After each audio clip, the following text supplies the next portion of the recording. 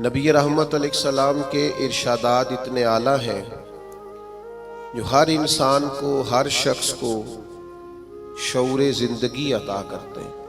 آپ اندازہ فرمائیے مزدور کیا سمجھتا ہے اپنے آپ کو؟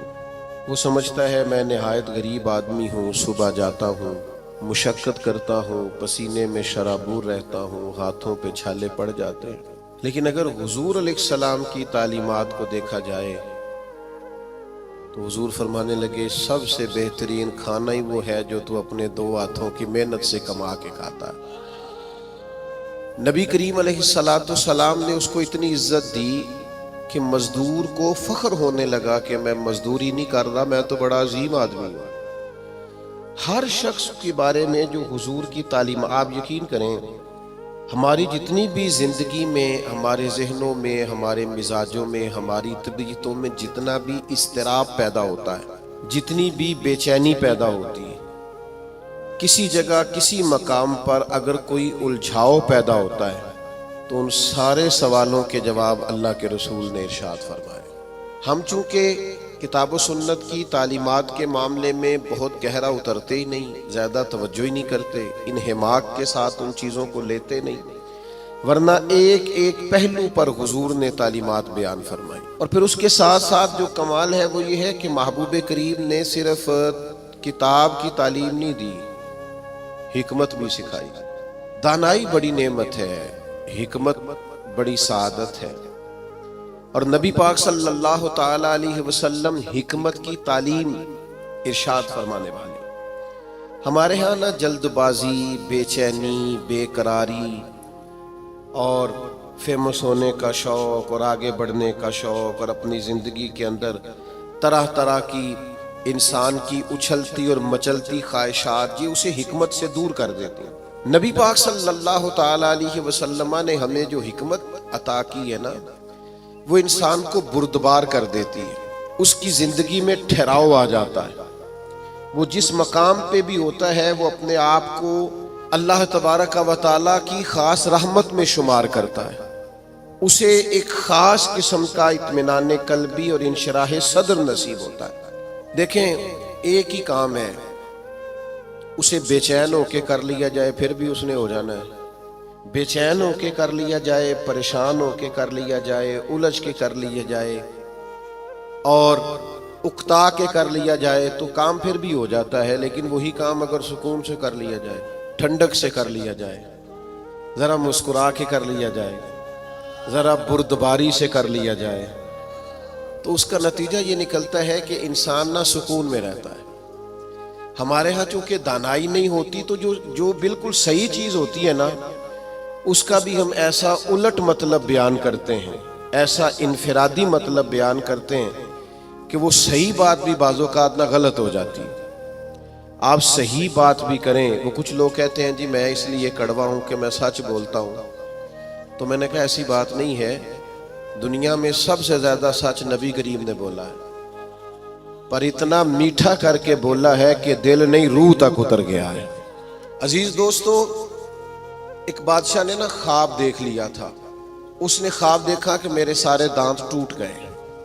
اس نے ایک تعبیر بتانے والے سے تعبیر پوچھی کہ یہ میرے سارے دانت ٹوٹ گئے، اس کی تعبیر کیا ہے؟ تو وہ تعبیر بتانے والا پریشان ہو کے کہنے لگا بادشاہ بات بڑی خوفناک ہے، جو خواب آپ کو آیا ہے تعبیر بڑی خطرناک ہے۔ تعبیر یہ ہے کہ آپ کے سارے رشتہ دار، بہن بھائی، بیوی بچے آپ کی زندگی میں فوت ہو جائیں گے۔ بادشاہ کو بڑا غصہ آیا، اس نے سزا دی کہ کیسی خوفناک خبر سنا رہا ہے، سارے چلے جائیں گے تو میں نے جی کے کیا کرنا۔ کچھ دنوں کے بعد ایک اور تعبیر کرنے والوں کو بلایا اور اسے بلا کے کہا کہ میں نے یہ خواب دیکھا ہے کہ میرے سارے دانت ٹوٹ گئے ہیں، تو تعبیر کیا ہے؟ تو وہ کہنے لگا بادشاہ یہ تو بڑا اچھا خواب ہے۔ اس نے کہا کیا مطلب؟ کہنے لگا اس خواب کی تعبیر یہ ہے کہ آپ کے خاندان میں سے سب سے لمبی عمر اللہ آپ کو عطا فرمائے گا۔ بادشاہ نے اس بندے کو انعام دیا، تحائف دیے اور بار بار آنے کی دعوت دی۔ میرا خیال ہے تعبیر ایک ہی نہیں بتائی دونوں نے، لیکن بات اگرچہ بے سلیقہ ہو کلیم، پر بات کرنے کو سلیقہ چاہیے۔ ہم نہ اپنے بچوں کو اس طرح سمجھاتے ہیں کہ وہ بچے بجائے سمجھنے کے ناراض ہو جاتے ہیں۔ ہمارا سمجھانے کا انداز بعض اوقات الا ماشاءاللہ توہین آمیز ہوتا ہے. ہمارا بعض اوقات بعض لوگوں سے ملنا، بعض لوگوں کے ساتھ ربط رکھنا، اس میں خوبصورتی نہیں ہوتی. دانائی، تدبر، حکمت، معاملہ فہمی، یہ ایک بڑا ضروری کام ہے، ایک بڑا سمجھداری والا کام. نبی پاک صلی اللہ تعالی علیہ وسلم نے ہمیں حکمت سکھائی ہے، دانائی سکھائی. پتہ ہے مسائل کب ہوتے ہیں؟ جب ہم انہیں ذہن پہ سوار کر لیتے ہیں. اور جب پریشانی کو ذہن پہ سوار نہ کیا جائے پھر پریشانی نہیں رہتی، پھر بندہ آسانی سے اس پریشانی سے گزر جاتا ہے.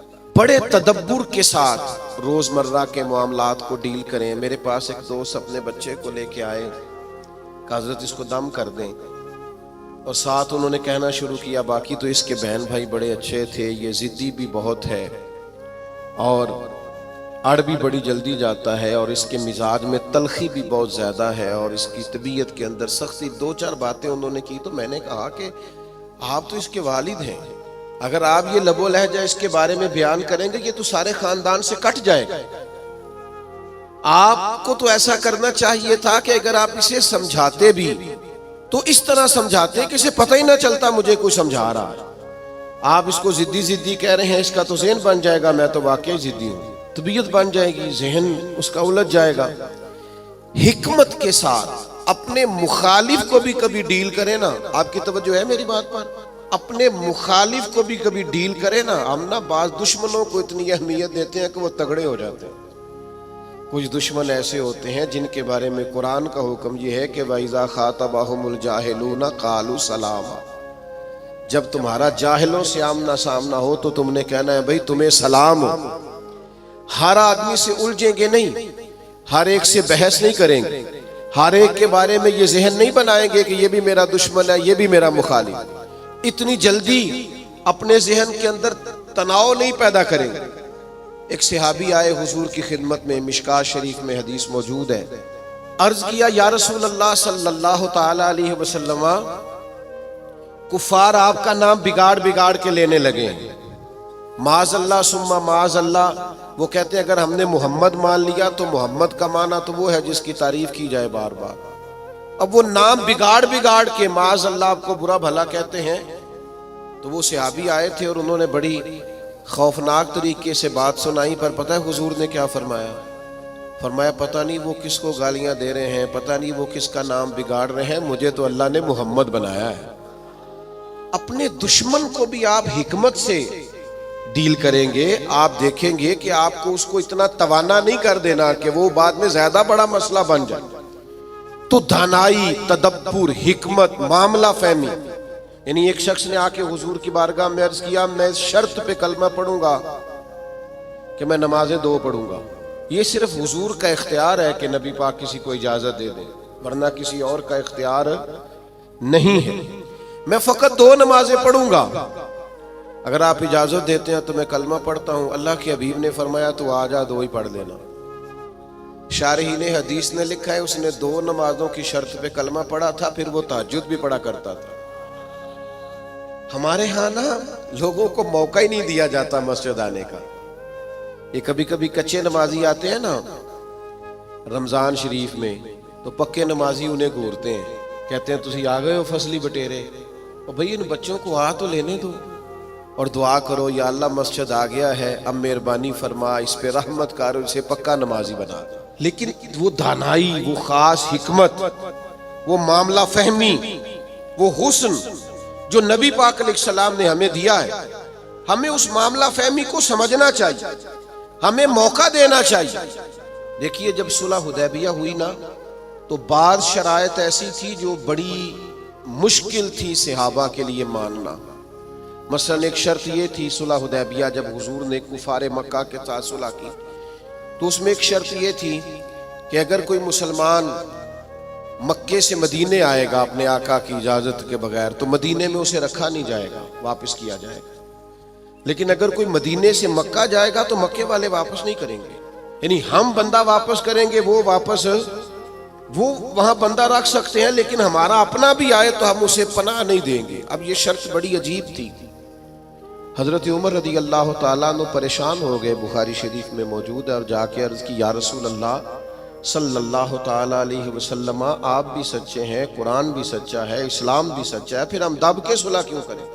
تو نبی کریم نے فرمایا عمر میں اللہ کا رسول ہوں، میں وہی کہتا ہوں جو میرا رب حکم ارشاد فرماتا ہے۔ فرماتے ہیں میں جناب صدیق اکبر کے پاس بھی گیا کہ یہ عجیب بات ہے کہ وہ بندہ واپس نہیں کریں گے، ہمیں واپس کرنا پڑے گا،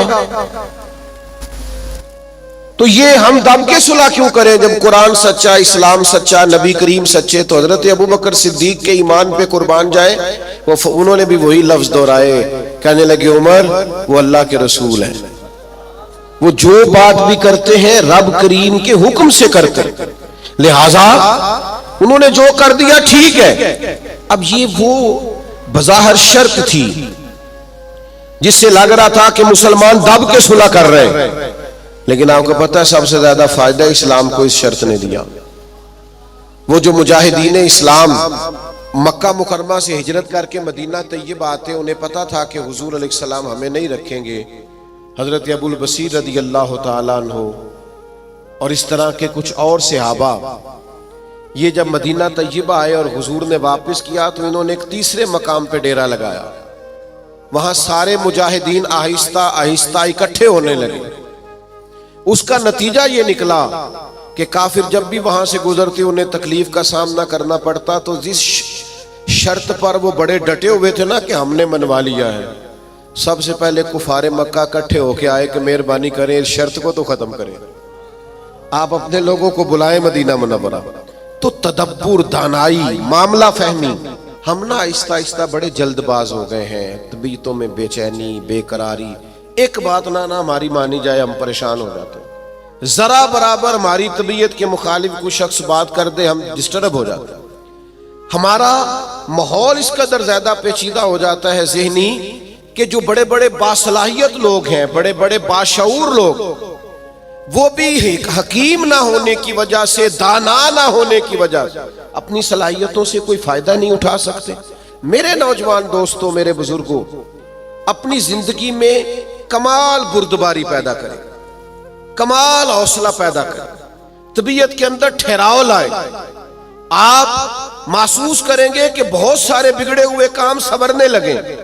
آپ کتنی بھی جلد بازی کر لیں، جب تک اللہ کا حکم نہیں ہونا کام درست، آپ ڈاکٹر کے پاس دوائی لینے جاتے ہیں، آپ کے مرض کی تشخیص ہونے کے بعد ڈاکٹر صاحب نسخہ لکھتے ہیں، کہتے ہیں یہ ایک پتہ گولیوں کا لے لو، ایک صبح کھانا، ایک دوپہر کھانا، ایک شام کھانا، اور یہ سیرپ لے جاؤ، ایک چمچ صبح استعمال کرنا، ایک شام کرنا۔ تو اگر کوئی شخص کہے مجھے جلدی ہے ٹھیک ہونے کی، میں نے ساری گولیاں اکٹھی کھانی ہیں، وہ کہ مجھ سے انتظار نہیں ہوتا، میں نے سارا سیرپ اکٹھا ہی پینا ہے، ٹھیک ہوگا کہ زیادہ بیمار ہو جائے گا؟ وہ گولیاں، وہ دوائی ہے شفا کے لیے، لیکن اگر آپ اس دانائی کے طریقے کے مطابق استعمال نہیں نہ کریں گے جو استعمال کرنے کا طریقہ ہے، تو اس کا اثر غلط ہونے لگے گا۔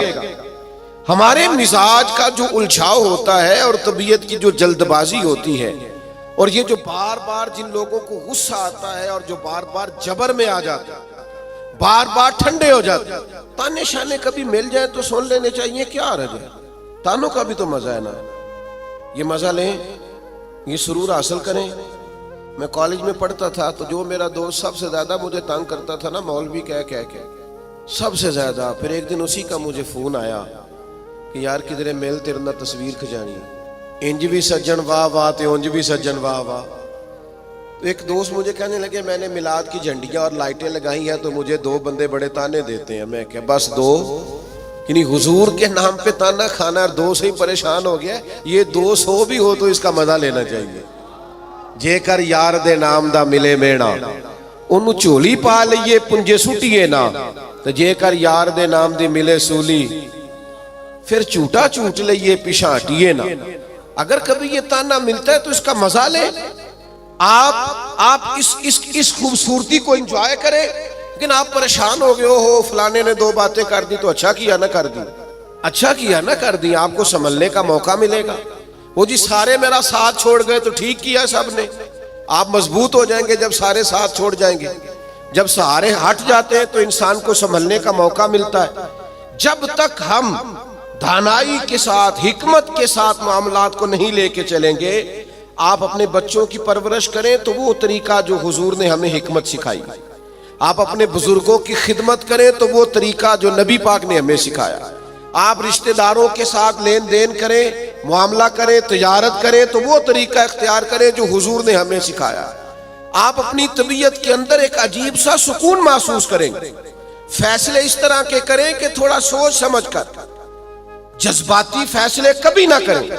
حضور کے اعلان نبوت سے پہلے جب دوبارہ بیت اللہ شریف کی تعمیر کی تھی نا اہل قریش نے، اب چونکہ وہ تھے تو سارے آپس میں، پر ہر قبیلہ ایک دوسرے سے لڑتا بہت تھا، تو ہر بات میں لڑ پڑتے تھے، میں نے آگے جانا ہے، میں نے آگے جانا ہے، تو وہ سارے قبیلے شامل تھے۔ اب جب بیت اللہ شریف کی نئی تعمیر ہو گئی تو حجر اسود نصب کرنا تھا، اس پہ جھگڑا ہو گیا، ایک قبیلہ کہتا ہے میں نے نصب کرنا ہے، دوسرا کہتا ہے میں نے نصب کرنا ہے، تیسرا کہتا ہے میں نے کرنا ہے، اور کچھ تو ایسے تھے جنہوں نے پیالے میں خون ڈال کے بیچ میں ہاتھ رکھ کے قسمیں بھی اٹھا لی کہ اگر ہم نہیں کریں گے تو کرنے بھی نہیں دیں گے، فساد ہوگا۔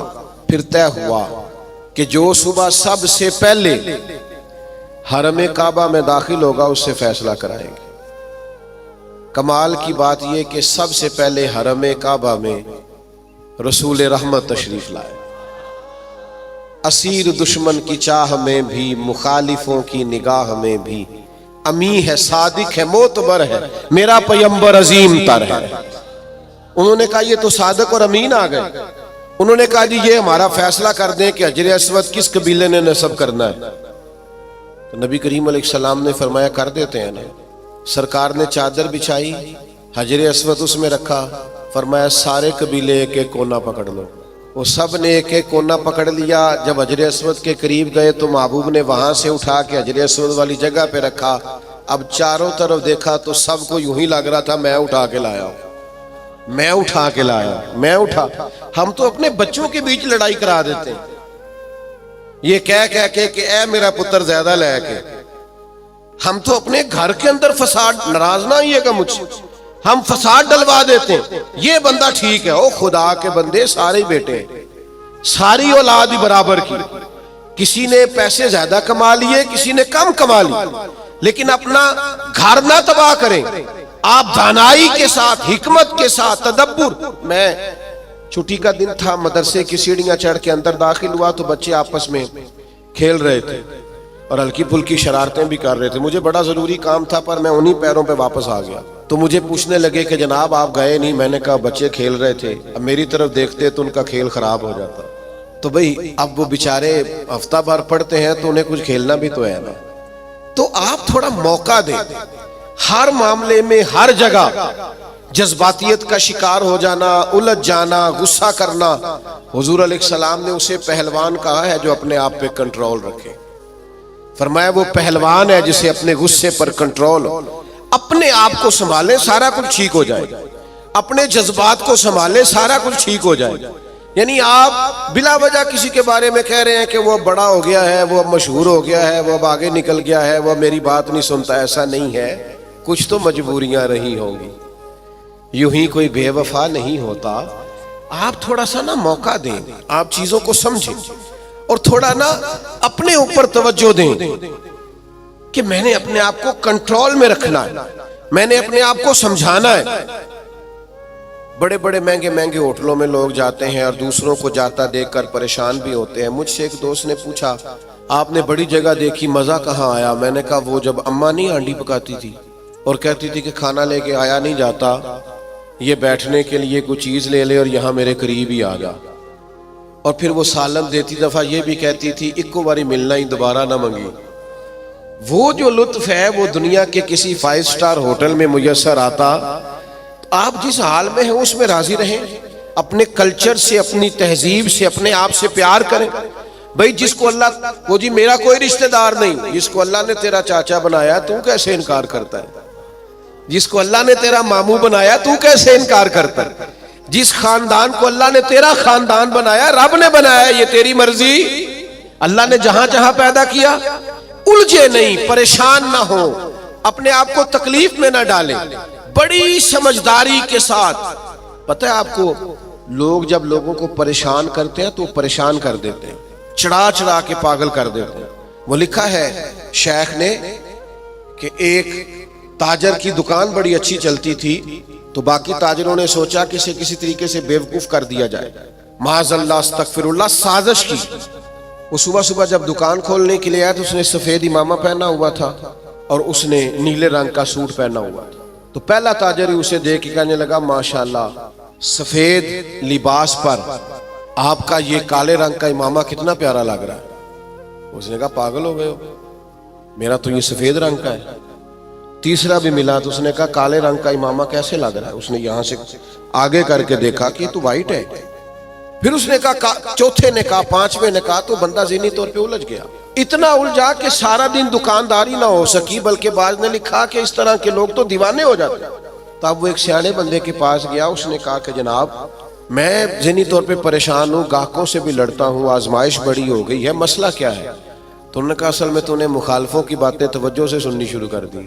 ہاں مخالفین کی وہ بات توجہ سے سننی چاہیے جو ہماری وہ غلطی بیان کرے، لیکن وہ باتیں جو چڑھانے کے لیے اس سے صرف نظر کیا جائے، اپنے آپ کو آپ کنٹرول میں رکھیں۔ یہ نبی پاک علیہ السلام کی دی ہوئی ہمارے لیے حکمت ہے۔ میں دوستوں سے کہا کرتا ہوں میلاد آئے نا تو میلاد میں محو ہو کے میلاد منایا کرو۔ آپ کے ذوق شوق کا بڑا اثر ہونا ہے دوسروں پر۔ اب ساری زندگی دلیلیں پوچھتے رہنا ہے میلاد کی، اب عمر گزر گئی، اب تو طے ہے ساری چیزیں، اب تو صرف ذوق کی ضرورت ہے۔ کون کتنے پیار سے کرتا ہے، کتنے شوق سے کرتا ہے، اس شوق کی حاجت تو دانائی حکمت جو نبی کریم نے ہمیں عطا کی ہے اس حکمت کو سمجھیں۔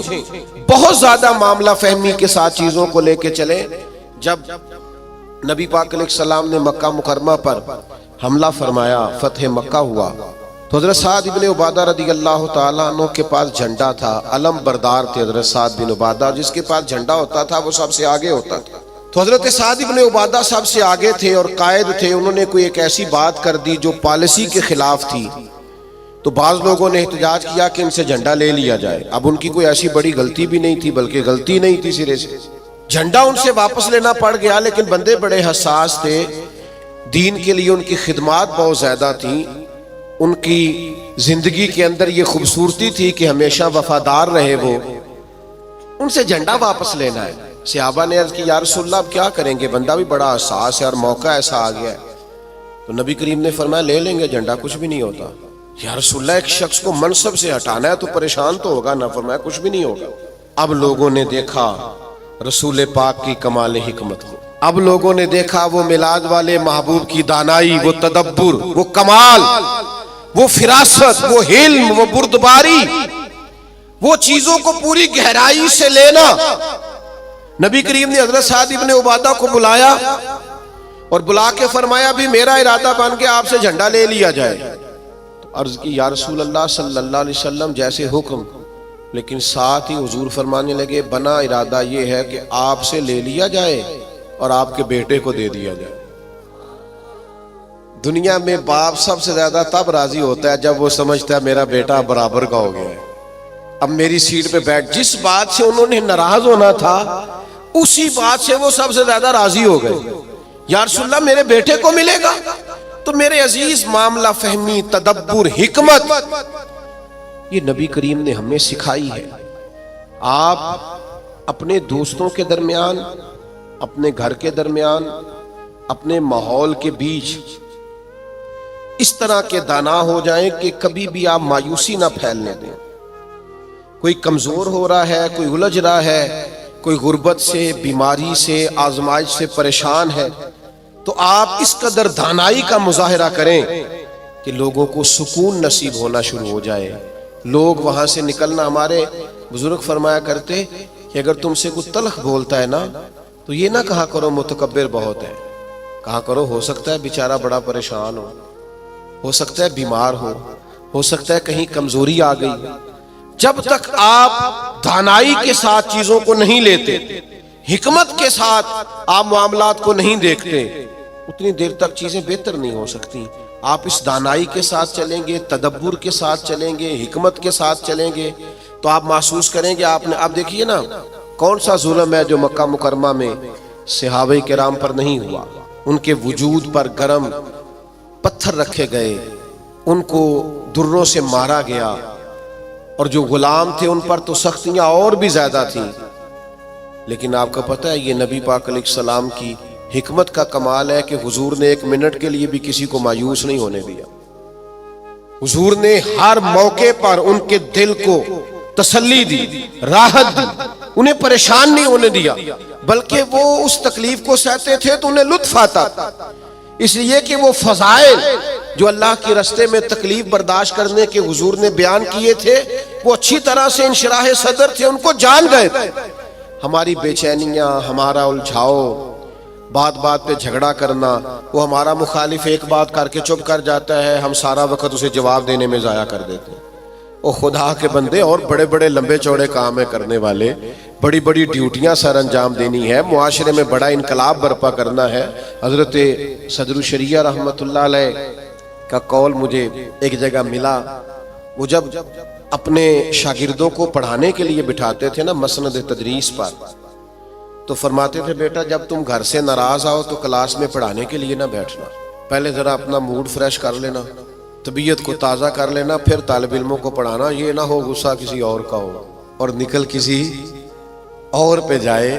یہ بزرگوں کی دانائیاں، ان کی معاملہ فہمی، ان کا تدبر، اور پھر یہ حکمت آگے آئی جب حضرت صدیق اکبر رضی اللہ تعالیٰ عنہ کو نبی پاک کے وصال کے بعد کہا گیا نا کہ آپ یہ لشکر روانہ نہ کریں ابھی مسلمہ کذاب کے خلاف، حالات کو درست ہو لینے دیں، تو یہ حضرت صدیق اکبر کی آپ دانائی دیکھیے، فرمایا جس لشکر کو حضور نے روانہ کیا وہ ہر صورت جائے گا۔ جب اتنا بڑا لشکر نکلا نا مدینہ منورہ سے حضور کے وصال کے بعد، تو وہ جو آنکھیں کھول رہے تھے نا کہ پتہ نہیں کیا ہو جائے گا، ان کو یہ بھی بات ان پر بڑا اثر اس نے ڈالا کہ اگر اتنے لوگ باہر نکل گئے ہیں تو پتہ نہیں کتنی فوج باقی موجود ہے۔ وہ ان کو احساس پیدا ہوا، آپ کی کمال دانائی، فہم و فراست، اس نے حالات بدل کے رکھ دیے۔ تو نبی پاک نے ہمیں علم سکھایا، حضور نے ہمیں حکمت سکھائی، نبی پاک صلی اللہ تعالی علیہ وسلم نے زندگی میں ٹھہراؤ لانے کے ہمیں طریقے بتلائے، نبی پاک علیہ السلام نے ہمیں بردبار کیا، لیکن ہم اس قدر زیادہ آزمائش کا شکار ہیں۔ آپ یقین کریں بعض لوگ بول رہے ہوتے ہیں، سوال کر رہے ہوتے ہیں، غصے کا اظہار کر رہے ہوتے ہیں، تو دل کرتے ہیں ان سے کہا جائے کہ یہ آپ کی شخصیت سے میچ نہیں کر رہا، آپ کی جو اللہ تعالیٰ نے عظمت بنائی ہے اس کے ساتھ یہ چیز میچ نہیں ہو رہی۔ ہم جب تک معاملہ فہم نہیں ہوتے، جب تک سمجھدار نہیں ہوتے، ہمارے پاس تعلیم ہو، ہنر ہو، ہم کر کچھ نہیں سکیں گے۔ آپ ذرا چیزوں کو لیں، ذرا تھوڑا سا ان کو موقع دیں۔ ذرا میں کسی شخص سے آپ کی بحث ہو جائے نا تو اس نے 4 باتیں کی، آپ نے 6 کر دی، پھر وہ 10 کر دے گا، پھر آپ کو 12 کرنی پڑیں گی، آپ جیت سکتے ہیں۔ اس کا بہترین حل پتہ کیا ہے؟ وہ باتیں کرے، آپ ذرا چپ کر گئے، وہ 2 کرے گا، 4 کرے گا، 6 کرے گا، آخر میں کہے گا تو مینوں پاگل سمجھنا ہے۔ تو جواب دے کہ کسی کو پاگل نہیں کیا جا سکتا، چپ رہ کے دوسرے کو پاگل بھی کیا جا سکتا ہے۔ اللہ معاف فرمائے، معاذ اللہ۔ تو کبھی کبھی اپنی زندگی کے اندر خاموشی بھی بہت بڑا طوفان ہوتی ہے۔ فٹافٹ پر وہ بہت سارے لوگ ہیں وہ کہتے ہیں جی میں اتنے اچھے اچھے کام کرتا ہوں تو دیکھیں لوگ توجہ نہیں کرتے، تو میں کہتا ہوں لوگوں کے لیے کرتے ہو تو پھر لے لو داد، اور اگر اللہ کے لیے کرتے ہو تو پھر اس کا تو پتہ صبح قیامت چلے گا کہ مالک کیا اعزاز دیتا ہے۔ اپنے آپ کو سکون میں لائیں، بردبار بنیں۔ کریم محبوب نے بردباری سکھائی، اور علم کا رستہ اختیار کریں، سمجھ کا رستہ اختیار کریں۔ آپ جب تک راہ علم پر نہیں چلتے، ایک ایک بات کو سیکھنا شروع نہیں کرتے، اتنی دیر تک آپ کو آسانی نہیں ملے گی۔ ایک میری آپ سے گزارش ہے بات سمیٹنے سے پہلے، پورا مہینہ میلاد پاک کا درود پڑھ کے گزاریں۔ موبائل رکھے ہوئے نا آپ سب نے ماشاءاللہ، ایک ایک تسبیح بھی ساتھ رکھ لیں۔ یہ جس طرح موبائل ہاتھ میں ہو تو چلتا نہیں رہتا، تسبیح ہوگی تو وہ بھی چلے گی انشاءاللہ۔ درود پاک پڑھیں، میلاد شریف پہ غربا سے خاص